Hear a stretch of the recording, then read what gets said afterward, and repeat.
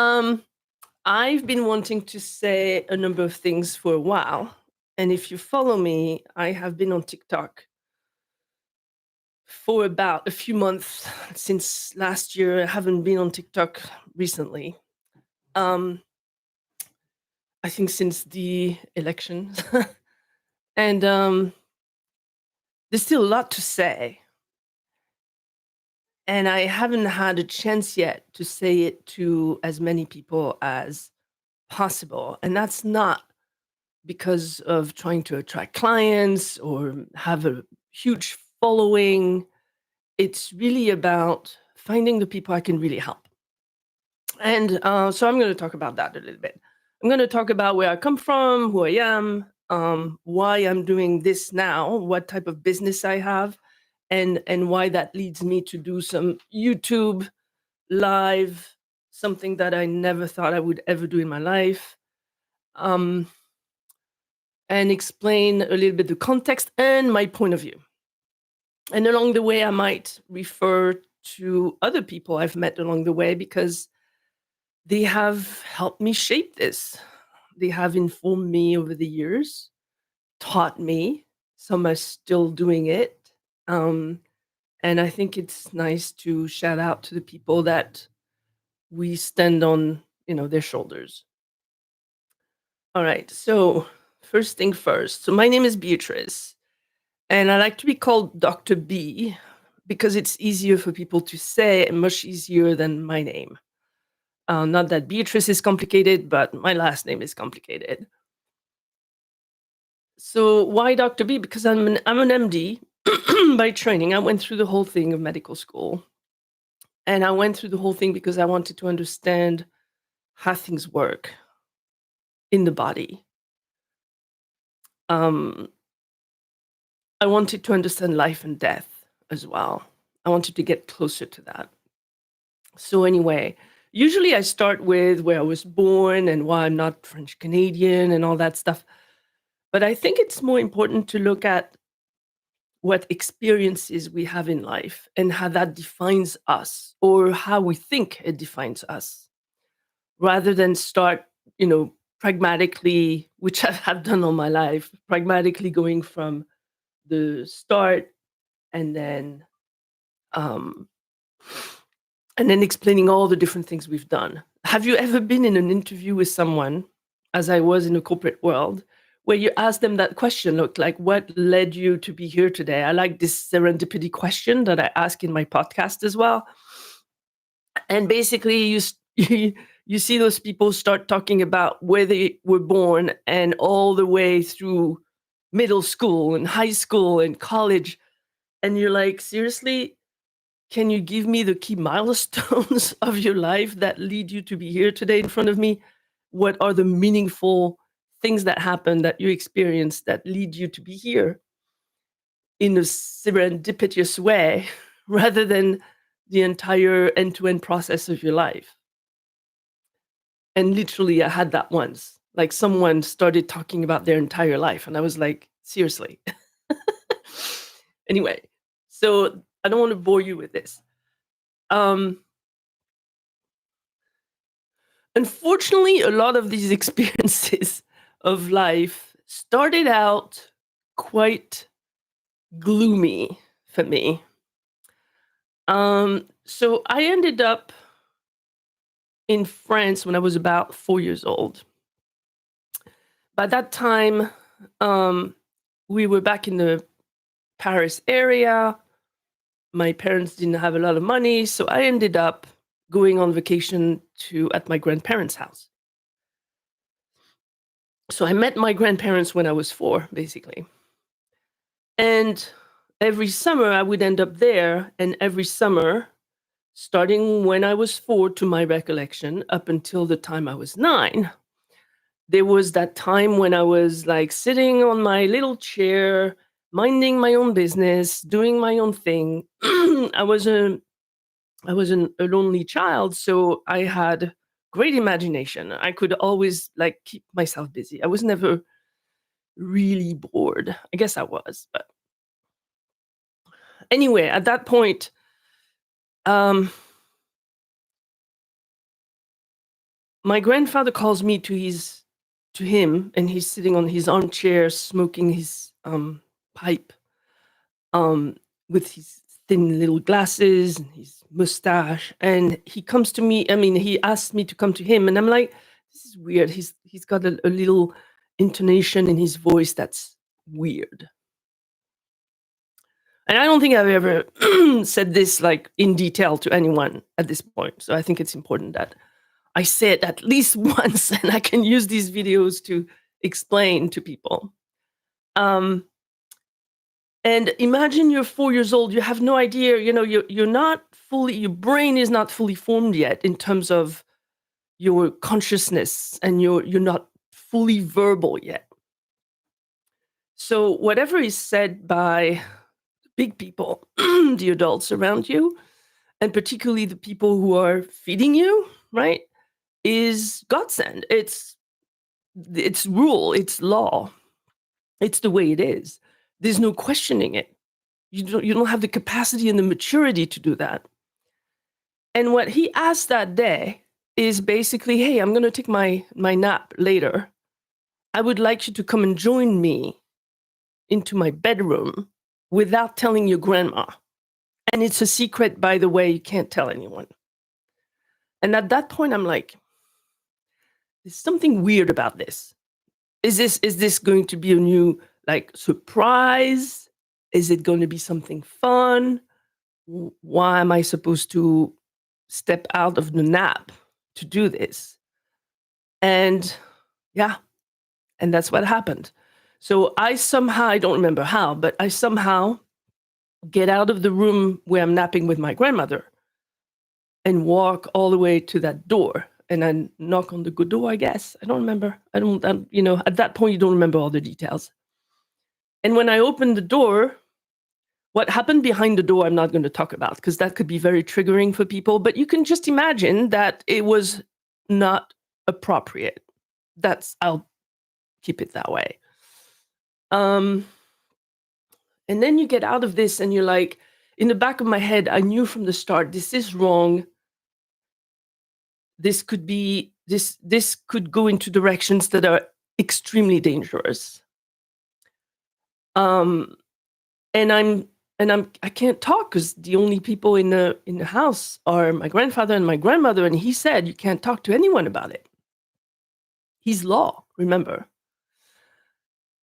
And I think I have another memory after that, and then I'm going to stop boring you with this stuff. My follow-up memory after that, I believe, like when I was 5, my parents talked about going back to my grandparents, and I thought we were all going together. So we drive all the way from Paris to that place, about 3 hours drive. And we arrive, it's nighttime. And basically, my parents drop me off and go back. And I remember when I realized that they were dropping me off and not staying with me, I remember the panic mode. I don't remember why. I remember that I remember that in that moment, I did not understand why I was panicked. But now I know why. Because I had that first memory of the year before. So I knew I was in danger, and the panic was so extreme. So I'll let you know something that's very interesting, because it explains a lot of how I am as a mother as well. That feeling of being overwhelmed with a feeling of abandonment, of being thrown to the lions, basically. And I think I understood my parents did not know that, but that was the reality for me. I was being thrown into the lion's den, and I didn't know how long it would take, how long they would keep me there, right? That led me to very much empathize with children that are in that panic mode. And I can't take it, or at least for many years, I could not take it, which means my mission became being the defender, and as a mother, I became the ultimate defender of my child. Like, teeth and nail and everything else that can hurt. So that explains a lot about our belief system as parents, what happened in our childhood. Anyway, so fast forward, I'm 9 years old. I go on a vacation trip, not a vacation, like a trip with school trip, ski trip. And somehow other things had happened in the meantime that that were very disturbing. With other men in the public space, like the metro and my own apartment. It's just unbelievable how often this happens, actually. And when I talk to women today that are about my age, you would not believe how many of them have had not one experience in their family or outside the family, not two, but usually at least three, which was my case as well. I think three or maybe a little bit more. It's pervasive. And men don't know that. They generate it. They think it's nothing, but they don't know that. I mean, let's not discard entirely women because that's also possible. Anyway, I hope you hear it. I hope the sound is okay. I think I checked. Okay. Where was I? So I'm done with this. I'm 9 years old. I'm now, pre-puberty, and I understand this cannot go on like this. I have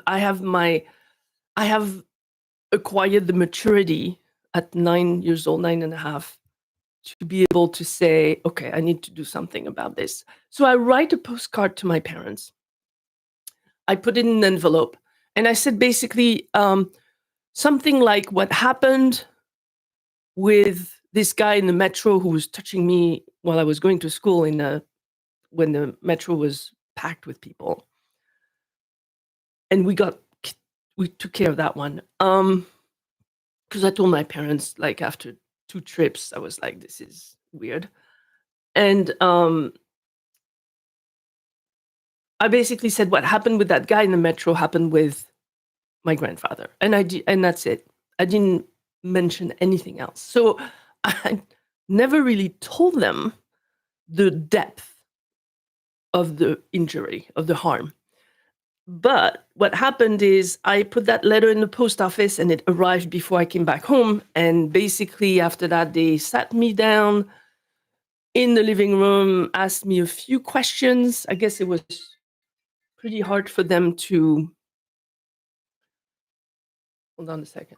It was pretty hard for them to ask gruesome, direct questions. So they were careful, I guess. And then I heard from my mom later on that they had a family council and blah, blah, blah.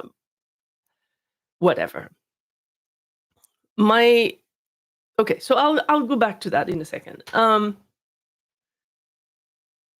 Anyway, needless to say, never went back by myself on vacation to my grandparents after that. Not that I remember, at least never alone. And I kept an eye on my brother during that time. Because he was much younger than me, and sometimes we ended up both being there.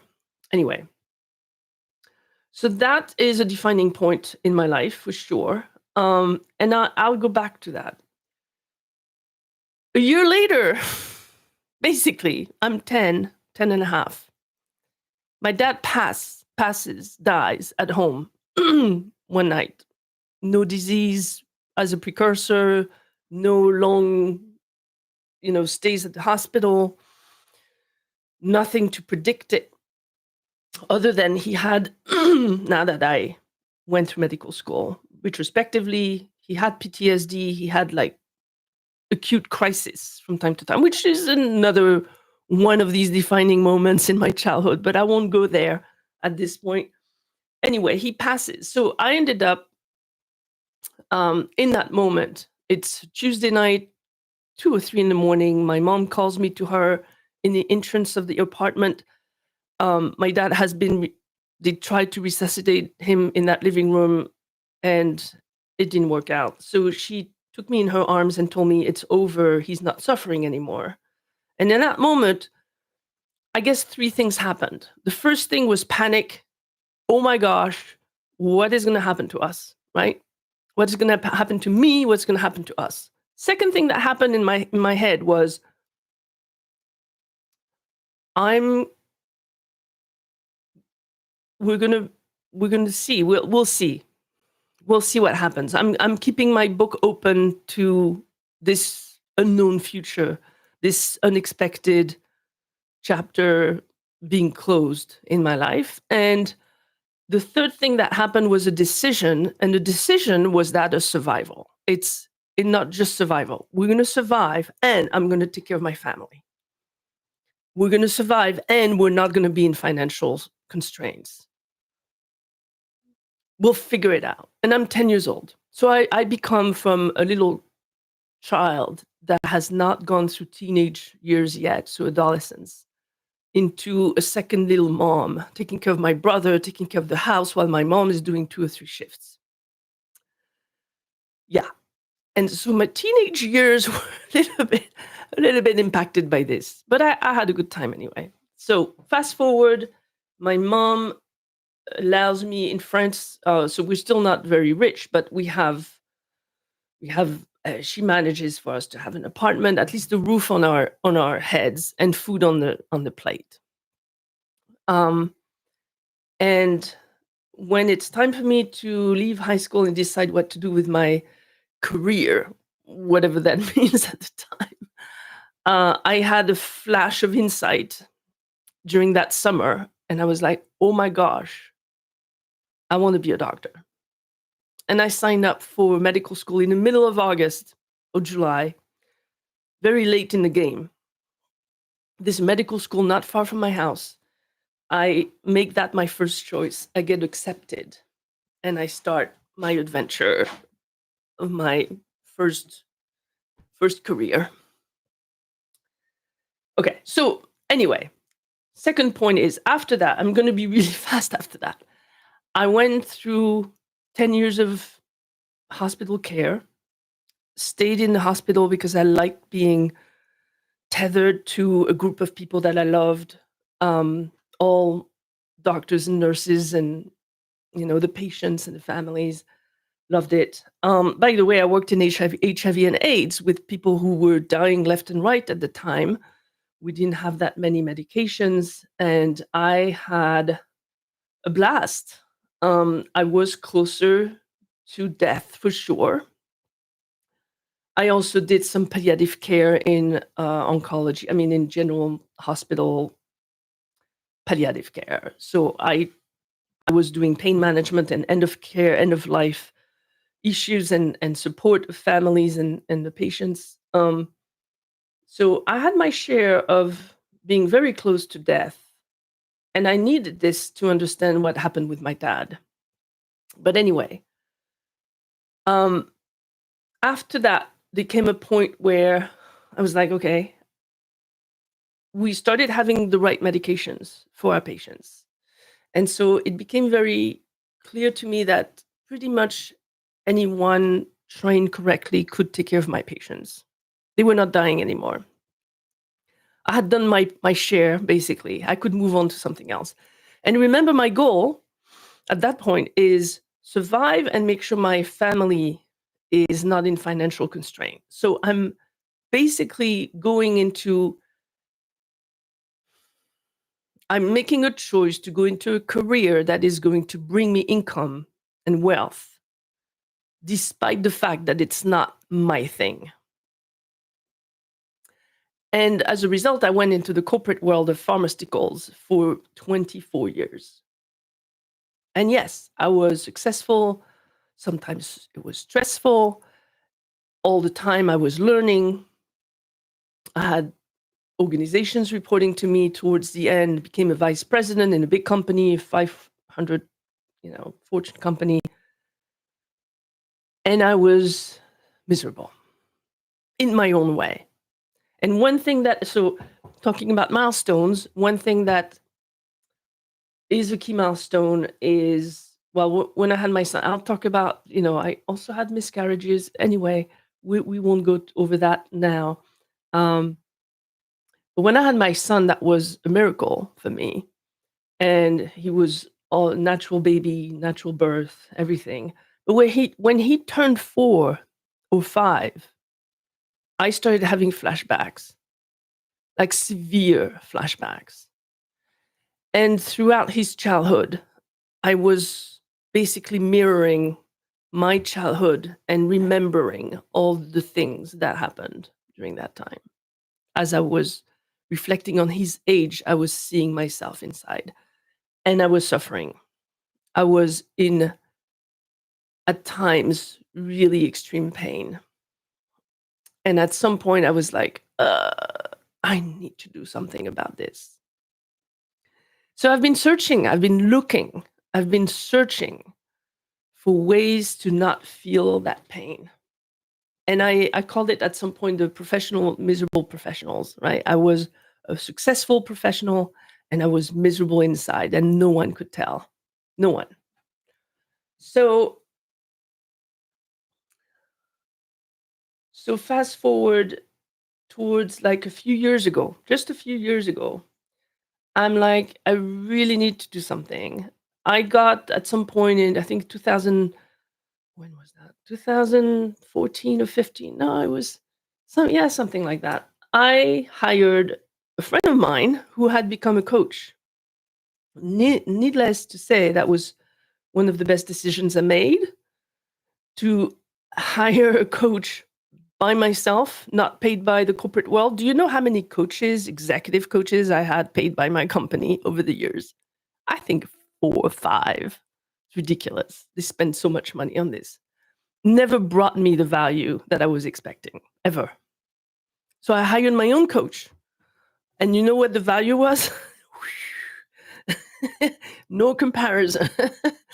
um, he was doing emotional freedom techniques. And I had heard about it, but I didn't really know what it entails. So we go through our sessions where he's doing coaching and we do EFT and tapping at the same time. And I get through emotional ups and downs. We're not talking about what happened to me because I did tell him, but I didn't have the courage to tackle that at that point. But we started tackling, like, some things like came up. It was extremely intense sessions.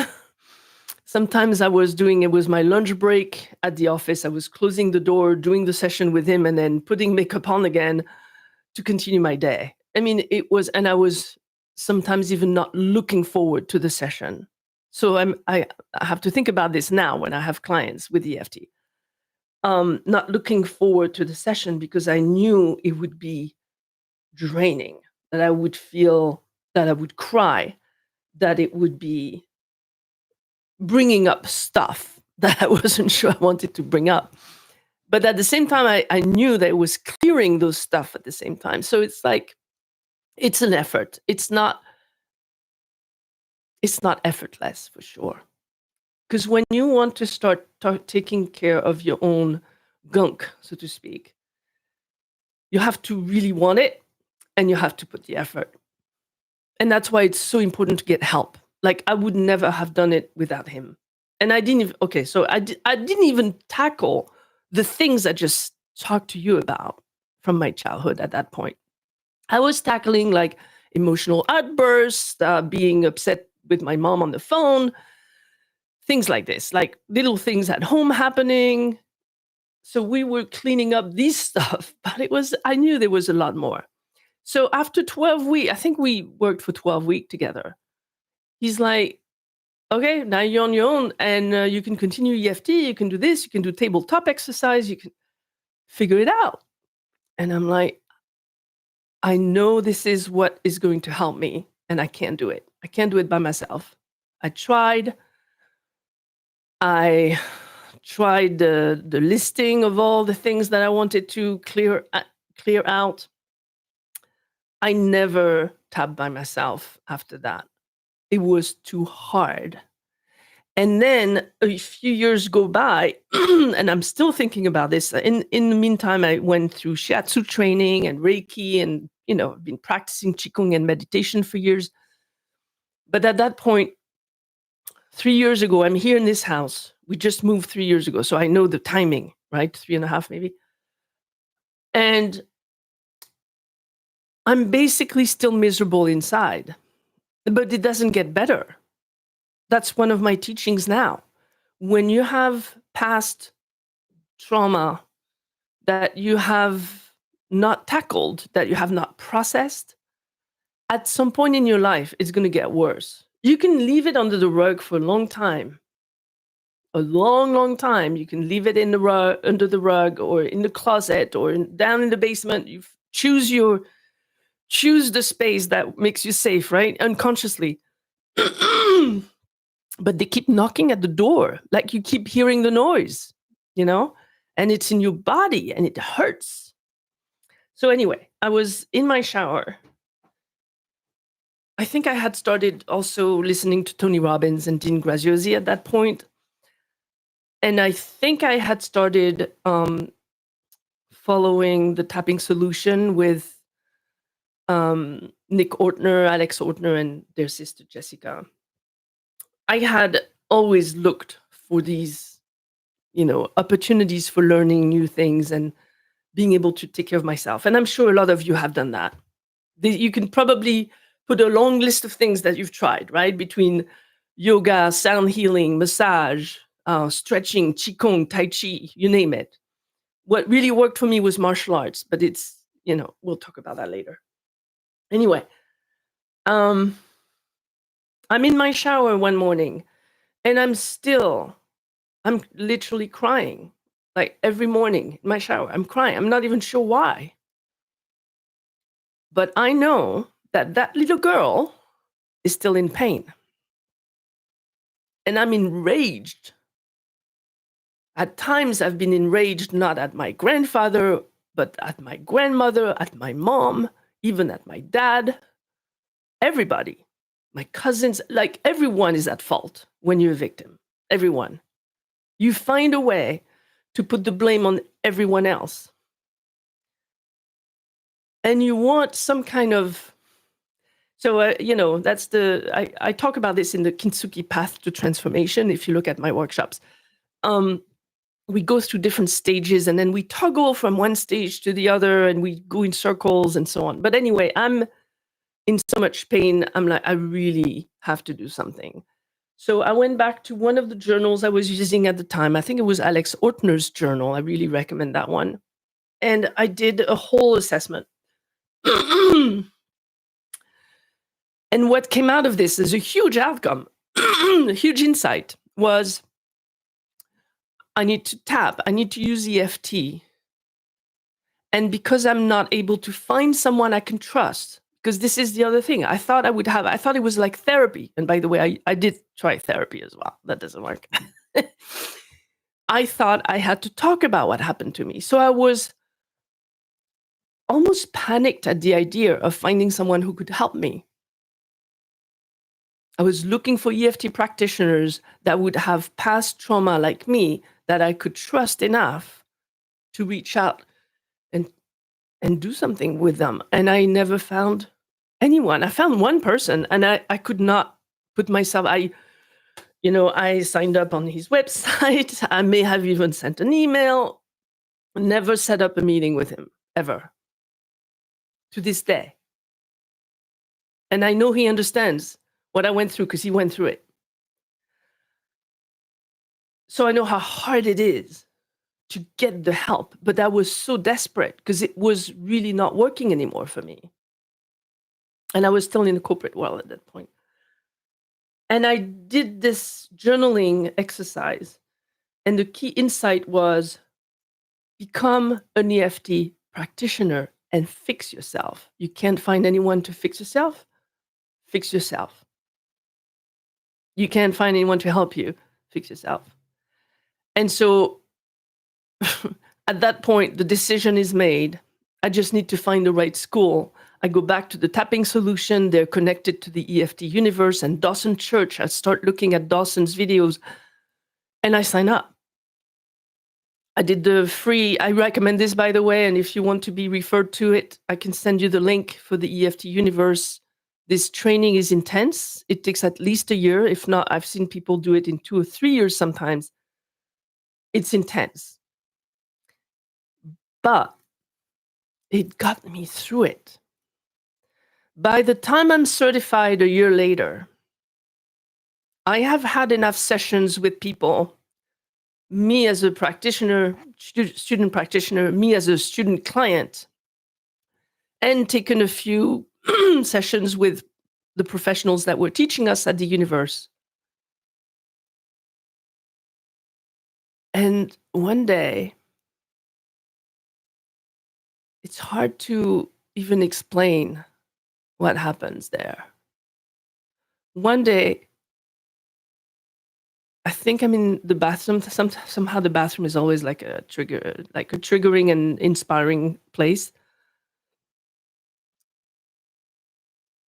Instead of feeling miserable in my shower, I have a sort of flash in my head. And I see my grandfather in his office doing something with his stuff. He always had little toys and stuff, like gadgets. And I look at that scene and I'm happy.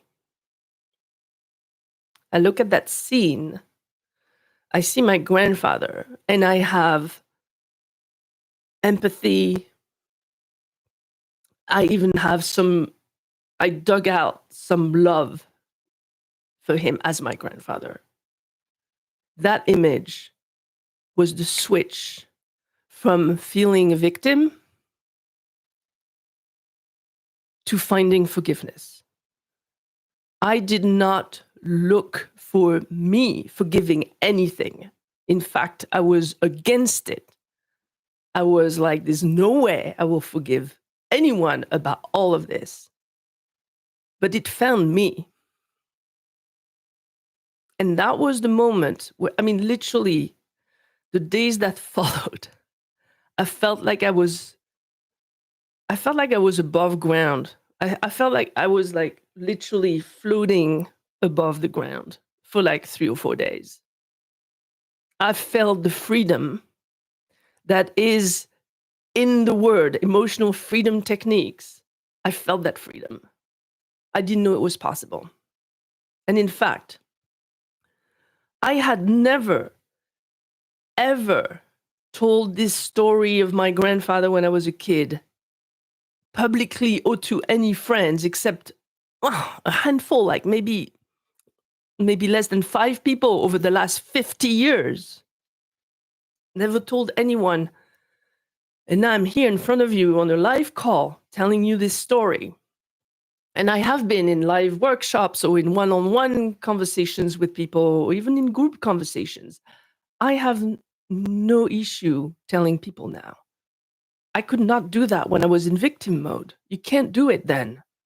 You wonder why people don't talk about, victims of rape and victims of sexual abuse don't speak up.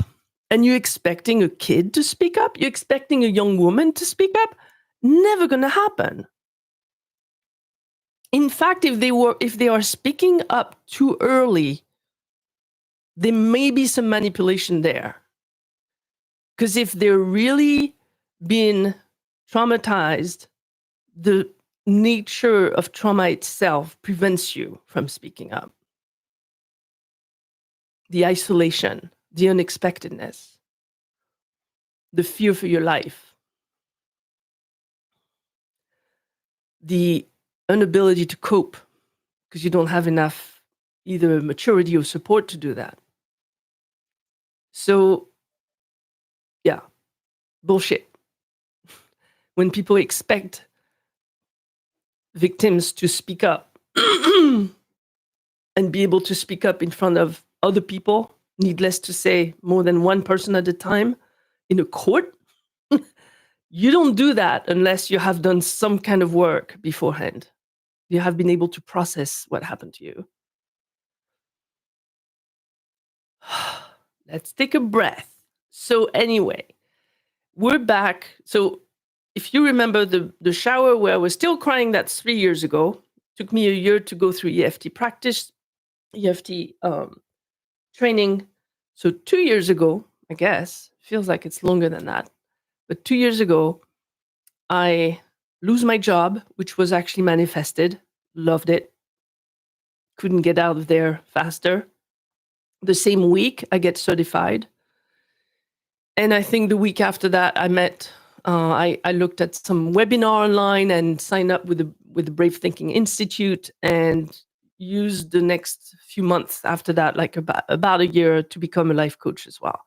It was not just, I don't want to be like, oh, now I'm a life coach, I can do this and that. That's not the point. The point was I needed a framework. I needed a robust, reliable framework to be able to coach people. And that led me to have not only the framework from the Brave Thinking Institute, but then get accustomed and more familiar with manifestation and vibrational energy of the universe. Some of the things that I was already interested in when I was a teenager. And unfortunately, or fortunately, I mean, it's the way I did it. I decided to go to medical school. And by going through medical school, I had to put all that stuff on the side.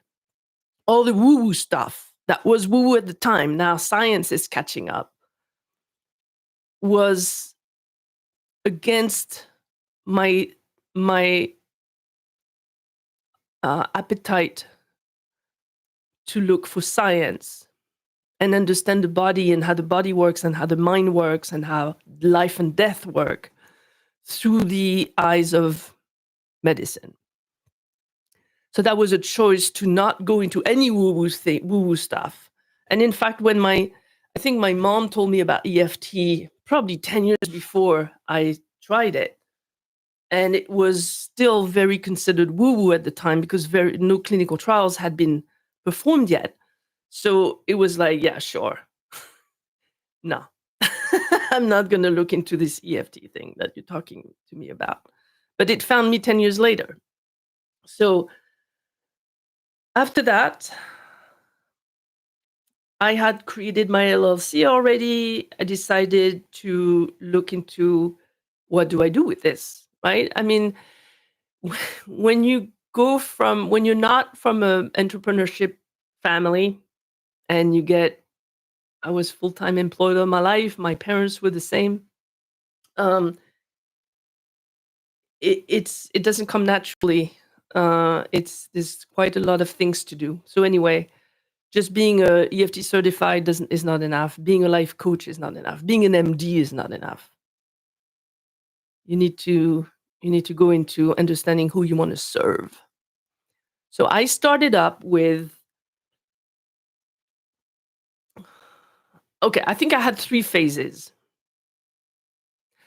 Before that, I was like, okay, I'm going to take care of people with childhood sexual abuse. So guess what the issue is there? You say, hey guys, I'm here for you. If you had childhood sexual abuse, woohoo, I'm here, I can help. Well, guess what? I didn't want to talk about it when I was looking for an EFT practitioner or someone to help me. Needless to say, I didn't want to put a label, put a sign, say, yes, that's me. So that doesn't work. Not because they don't need help, but because they are in a dynamic that you cannot talk about it, literally. In fact, I have joined a number of private Facebook groups since then. And when I look at the conversation, there's like 80 to 90% of the people in those groups that can finally express themselves, something that I didn't have. I didn't even have the thought of looking for a Facebook group private around sexual abuse when I was in need of help. It would have been way too triggering for me. It was like, no, I didn't even have the thought of it. Okay. So now that I've started my journey 2 years ago, I started going into Facebook groups and I look at all these conversations, and 80 to 90% of these people are still in victim mode. They're still suffering every day. They're still thinking the world is against them. They have been isolated from their families that are the same people that have hurt them and not protected them. Some of them have gone through lawsuits. And guess what? Lawsuit doesn't bring forgiveness. It doesn't do anything. I mean, it's needed. I'm not questioning it, but it does it for yourself as as a person going through trauma. It doesn't help. It's actually probably very triggering as well. So I see these conversations and I'm like, I can help them, but it's private Facebook groups. I'm not here to advertise. So I'm like, sometimes I reply a few things and I say what I think. And I say, basically, EFT got me out of the tunnel. So explore EFT. And hopefully they can click on my name and figure out I'm doing that. Anyway. So addressing directly people victim of childhood sexual abuse in my marketing and in my business on my website and all that stuff. No, that's not going to work. Unless you want to, I don't know. I mean, I've talked to some therapists who are focusing on people with trauma, and it's very hard because imagine someone goes to you as a therapist and you have on your website, on your business card, all of that you are tackling sexual abuse. Guess what? Those people are not going to be able to say to their friends or family, "Hey, I'm being followed by that therapist who's helping me." It's not anonymous anymore. So you can't do that. So next I went into, wait a second. We have the burnout at the hospital. I went through that too. So you have the healthcare professionals, the doctors, the nurses, and all the personnel in the hospitals. But you also have like the firefighters. Wait a second, you have the cops. You have the first line responders. You have the people on the war front, the front line. And I was like, I can help all these people. And there you go into a different issue. So I have a few people I know who are firefighters and go in and work in the police. And as I talk to them, I realize and remember how I was when I was in burnout. And some other friends I have who are taking care of those people in pain. And I realize it's very much the same thing. They don't want to say, "Hey, I need help. Hey, I'm depressed. Hey, I have anxiety." A cop or a frontline worker or a firefighter is not going to advertise that they have challenges in their life because of trauma, because of picking up brain pieces on the highway or going into a fire and fearing for your own life. So, I was really at the beginning of my business, and I really didn't know what I was doing. It's funny, but it's the adventure of building your own business. So, yeah, that didn't work that well. And then I met, or somebody helped me, mentioned marketing for hippies.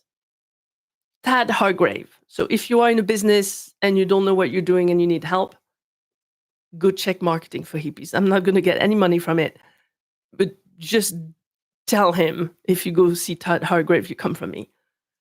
A fantastic guy who actually used to work with Tony Robbins' organization, got out of it, continued his own thing, and now went back home, be his own hippie self, and teaching like-minded businesses to build their own business. Fantastic. And so I went into the whole adventure of finding my niche. So after that, the healthcare professionals, frontline workers, and all that, I basically switched to the successful professionals that are miserable. So I even had my first business card was saying I help um, successful, miserable professionals get back on track, or something like that. But then that was burying the trauma a little bit too deep, not visible enough. So eventually, and that's where you're going to see me now, is I had a sort of epiphany last year, and I decided to focus on people who have gone through a life-altering event or life-altering experience and feel stuck, and they need support to get back on track. The reality behind it is that the reason they feel stuck may not be the reason the life-altering event they just went through. It could also be because of childhood stuff that hasn't been processed yet. So I go back to the childhood trauma anyway. But people who go through a life-altering event or life-altering experience is something that can be said on someone's mouth in a networking event, a meeting, a family discussion, a cafe discussion. In fact, it's because people were reflecting to me as I was talking about, I'm helping people with trauma. They were saying, oh, so you're helping people after a life-altering event. It's a acceptable way of saying you went through hardship. It's an acceptable way of saying you went through trauma without saying the word. So that's what I decided to do, is focus on people who have gone through. I even started with survivors of a life-altering event or life-altering experience. I think it's people who have gone through, have experienced a life-altering event and still feel stuck. And I help them back on track, find their path to new opportunities. Hopefully that's clear enough. And if it's not, welcome comments out there, because I still want those people to find me, and it's still not there quite yet. All right, so there I am a year later. I guess it's been 2 years now since I launched the business. But a year since I've had more structure to it. And I've had several clients. So this is what I do. I have to still define my offer. I do EFT sessions for sure. I have a package of 5 sessions. I think 5 sessions is just right to get the gunk out. Sometimes you need more, but that's what I do. I have the whole life coaching 12-week program with Wave Thinking, which is called Dream Builder, which is great. But I haven't gone through that program yet because I want to integrate that with EFT and other things that I'm learning now around manifestation and grounding and journaling and getting new habits and eating plant foods. There's a lot to be said about what I want to teach. So I'm still working on it. And maybe next week, I can talk about some of that and get the feedback from people. So anyways, I think it's been 47 minutes I started doing this, so I'm going to stop soon. Just leaving you with what's going on now. So I'm still doing workshops. If you look at my website, thetraumasherpa.com, you will see on that first page description of what I believe, but also what I teach, what I discovered, my insights. So in a nutshell, the 3 key learnings after this whole experience of life. One is it doesn't go away if you don't do anything about it. If you went through a life-altering event and you didn't process it correctly, or you went through trauma in your childhood and you have not overcome that trauma yet, it's going to come back again and again, and it's going to get worse. So don't wait until it takes you by the throat to do something about it. So one is it doesn't get better. 2 is the issue is never the issue. So you might think that, uh, let's see. I have some great examples, but I won't have the time to talk about them right now. So these will be stories for another time. Um, but you might come because, there's a family conflict or conflict with your partner, or because you're triggered by a colleague at work. But when we tap, we uncover, I call it the archaeology of the mind. We go dig. We go dig with the right instruments. And sometimes, when you dig in archaeology, at some point you're going to get to the bone, something precious there, and you're going to change the tool, and you're going to take a little brush instead, of a light brush, to get all the sand and the dirt out so that you can uncover what's really going on. That's what I'm talking about. EFT is a gentle technique where we dig, but we don't dig with big, like, trowels. I don't know how you say this. We dig softly, and we find the actual root cause, which has nothing to do, at least consciously you can explain it. It has nothing to do with the issue at hand, or it seems to have nothing to do with it. But we'll talk about this also in how the brain constructs memory. It's fascinating. So that's the second point. The issue is never the issue. When you go down to the root cause, that's what the issue is. That is not what is bubbling up in your life, in your daily life.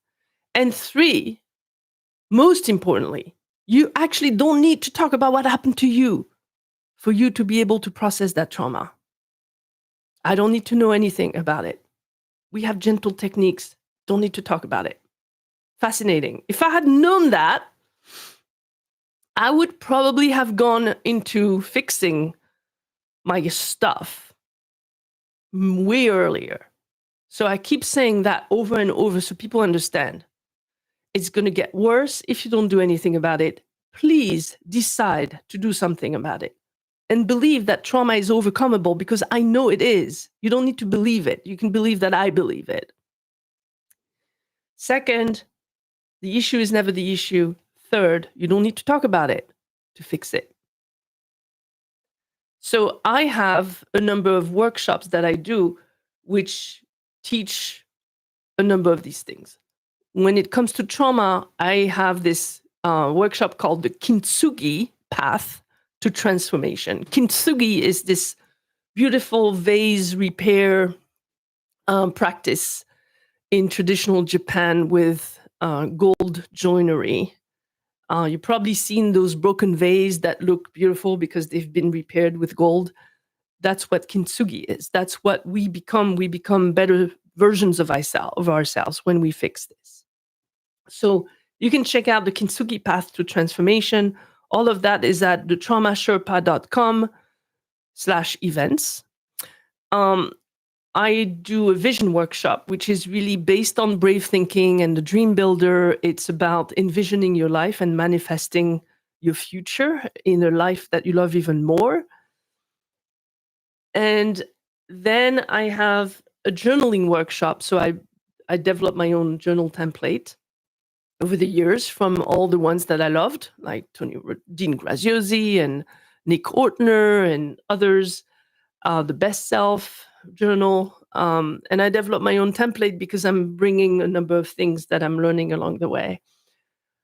And I teach how to use that template. So I have a workshop on journaling. And then the 4th workshop today is the grounding circle, which is basically learning about breathing, EFT, stretching, and things like that.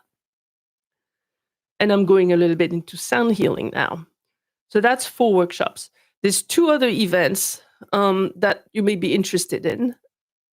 One of them is connected to food. I'm going to change this one. I'm going to make a plant-based workshop soon. Don't know exactly when yet, but that's going to be ready towards the end of the year, I think. And then the sixth event I usually do is I host a podcast, not like this one. I'm not just doing live YouTube studio thing. I do a podcast which is a live conversation with good humans, and I call it the three things with Dr. B. Thing number one, serendipity, which is what I talked about at first when we started this video. Thing number two, purpose. What are you here for, and what is the good you provide to the world? And three, humanity, which is what is your message to the world? From all the things you've known, what do you want humans to remember that could make the world a better place? And I do this periodically. There's no like clear periodicity anymore. I used to do it once a month, but now I just do it fluidly. Our next one is on September 2nd at, hold on. I already started the advertising if you want to check it out on social media. So it's at 2:30 on Tuesday, September 2nd. That's Eastern time. My guest is going to be Daniel Barber, who I met at the retreat with Tart Hargrave, Marketing for Hippies, a few weeks ago in British Columbia. So you can come to the podcast. And last but not least, I have started doing more in-person things. And in particular, I have started building a one-day, full-day retreat where people can basically experience all of the above: envisioning, journaling, grounding yourself, sound healing, getting together as a community, and feeling safe all together. So the last one was June 21st. The next one is October 4th. If you ever go to see this video in its entirety, which I doubt, you can always, accelerate the thing. It would be great if you are in the New Jersey, Pennsylvania area, around Lambertville, New Hope, Philadelphia, Princeton, all of that. The retreat is a fantastic way to connect all together and to experience and get out of ourselves, get out of our heads a little bit, and really have clarity for what next. What other things do I want to do to build this next chapter of my life and be in charge, like be the architect of my own life. All right, so I guess I had enough to say to last for an hour. I know there was one person who came in live, so thank you so much for joining me. I don't know who that was. Thank you for all of you who will watch that video later. And now I have an hour video that I can cut and and do little clips from. Great, a lot of hours behind the computer to do these things. I'll ask AI to help me out. I hope you have a great day. It's Thursday. The weekend is coming. Enjoy the weather. Love you all. Thank you for your support. And don't forget to follow my channel and like this video. Thank you. Appreciate it.